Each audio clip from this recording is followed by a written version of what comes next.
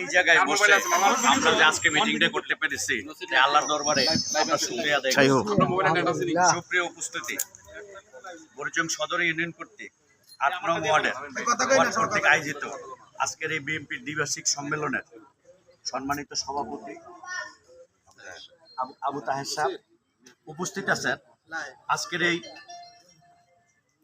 আজকের এই দ্বিবার্ষিক সম্মেলনের প্রধান অতিথি আমার স্যার, শ্রদ্ধাভাজন আমার স্যার আব্দুল সামাদ স্যার উপস্থিত। আপনারা এখানে সবাইকে সবাই চিনেন, আপনাদের লোকে সবাই উপস্থিত আছেন। আমার শ্রদ্ধাভাজন বড় ভাই ফরিদ ভাই, আপনাদের সভাপতি, সেক্রেটারি লতিফ ভাই, এই আপনাদের লোক আমার সেক্রেটারি আপনারা উড়ে তারা উড়ান তো এইভাবে মিলে আমি আর পদবি বললাম না। বিআরডিবির চেয়ারম্যান কবির, আমার নসির ভাই, এই কবির, ইকবাল, সবাই, আমি সকলের নাম বললাম না।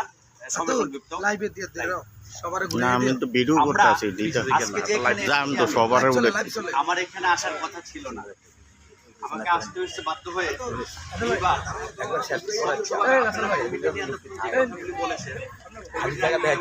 না খালিও কমিটির স্বচ্ছতার জন্য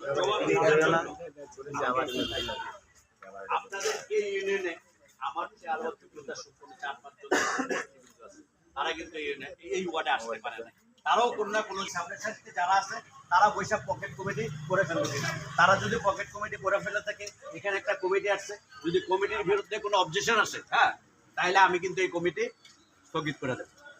স্থগিত করে আমি আমার নেতৃবৃন্দর কাছে অবগত করবো, থানা নেতৃবৃন্দর কাছে, যে এখানে কমিটি নিয়ে ফ্যাসিলিটি আসুপি করি। বাট আমি কিন্তু আওয়ামী লীগের সাথে সুসম্পর্ক রেখে আওয়ামী লীগের সাথে লেয়াজুক এরকম লোক কমিটিতে দেওয়া যাবে না। সেটা আমাদের প্রিয় নেতা তারেক রহমানের নির্দেশনা। সেই নির্দেশনা মোতাবেক, সেই নির্দেশনা হাজী মোহাম্মদ জসিমউদ্দিন বাউনপাড়ার আহ্বায়ক এবং আমাদের বুড়চুঙ্গান আহ্বায়ক মিজানুর রহমান আমাদেরকে এই নির্দেশনা দিয়েছে। ওই আলোকে আজকে আমরা এখানে উপস্থিত হয়েছি। তো আমি আইসা যেটা জানতে পারলাম, আপনাদের যে কমিটিটা হয়েছে আগের যারা ছিল তাদেরকে দিয়ে বোধহয় সম্ভবত কমিটিটা আপনারা করেছেন। তবে একটা কথা কি, দীর্ঘদিন যারা এই লড়াই সংগ্রামের সাথে জড়িত আছে, আমি দীর্ঘদিন দায়িত্ব নিয়ে লড়াই সহ হামলা মামলার সাথে জড়িত থাকলাম, আজকে এসে আমাকে যদি আমার কোনো ত্রুটি না থাকে আমাকে বাদ দিয়ে দেন, আসলে এটা তো আমার আপনার সবারই বিবেকে একটু বাধা দিবে। হয়তো তারা ওই চিন্তা করেই পুরান তারারই আবার বলবৎ করছে, হয়তো তাদের মধ্যে কোনো কিছু নাই।